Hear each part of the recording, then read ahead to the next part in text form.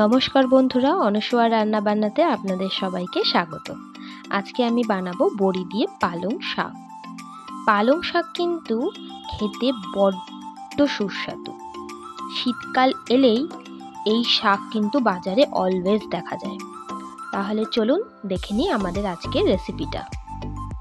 এখানে আমি 500 গ্রাম মতো পালং শাক নিয়েছি। পালং শাকগুলোকে আমি ধুয়ে ভালো মতো করে পরিষ্কার করে নিয়েছি।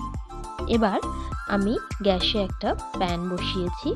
প্যানটা গরম হলে আমি সেখানে মোটামুটি 4 থেকে 5 চামচ মতো সর্ষের তেল অ্যাড করব। তেলটা গরম হওয়ার অপেক্ষায় অবশ্যই থাকবো। তেল যেই একটু গরম হয়ে যাবে আমি ওর মধ্যে বড়িগুলো দিয়ে দেব। এখানে আমি ছোট ছোট বড়ি নিয়েছি, বিউলির ডালের বড়ি এগুলো। বড়িগুলোকে সুন্দর লাল লাল করে আমি ভেজে নেব।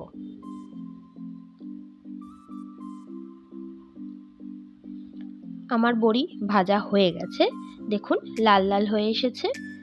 এবার আমি বড়িগুলোকে তুলে নেব। এবার ওই অবশিষ্ট তেলের মধ্যেই আমি দিয়ে দেব 1 চামচ মতো কালো জিরে, সাথে দেব 2টো কাঁচা লঙ্কা। ভালো মতো এই দুটোকে একসাথে নাড়িয়ে নেব। খেয়াল রাখবেন কাঁচা লঙ্কা কিন্তু ফাটে, তাই চেষ্টা করবেন একটু মাঝখান থেকে চিড়ে কাঁচা লঙ্কাটা দিতে। ভালো মতো এটা ভাজা হয়ে গেলে আমি এরপর পালং শাকগুলোকে ছেড়ে দেব। এখানে আমি পালং শাকগুলোকে ভালো করে কুচিয়ে নিয়েছি। কুচিয়ে নিলে খুব ভালো হয় শাকটা রান্না করতে। ওপর থেকে এরকমভাবে পালং শাকগুলো দিয়ে দেব। দেখে মনে হতে পারে যে অনেকটাই পালং শাক, কিন্তু একদম শেষে দেখা যাবে যে অবশিষ্ট অল্প একটু হয়ে গেল। ভালো করে পালং শাকগুলো এরকমভাবে দিয়ে আমি ঢাকা দিয়ে দেব। একটুখানি মজলেই আমি এবার ঢাকা দিয়ে দেব। ঢাকা দিয়ে দিয়েছি, মোটামুটি 15 মিনিট মতো ঢেকে রাখবো। ঢাকনা খুললাম, খুলেই দেখুন পালং শাকগুলো কিন্তু একদম মজে গেছে।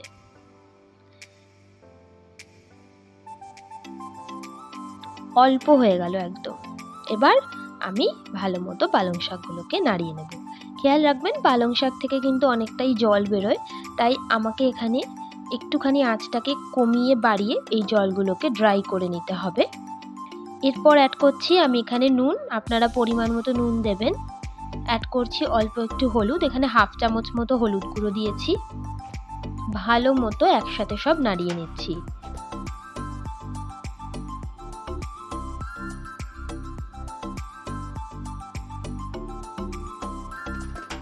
দেখুন জলটা আমার কিন্তু একদম ড্রাই হয়ে গেছে, সেরকমভাবে কিন্তু আর জল নেই। এইবার অ্যাড করছি আমি চিনি। চিনিটা আপনারা আপনাদের পরিমাণ মতো দেবেন। এখানে আমি 1.5 চামচ মতো চিনি দিয়েছি। এবার এখানে আমি অ্যাড করে দেব ভেজে রাখা বড়িগুলো। ভালো মতো একসাথে সব মিশিয়ে নিচ্ছি।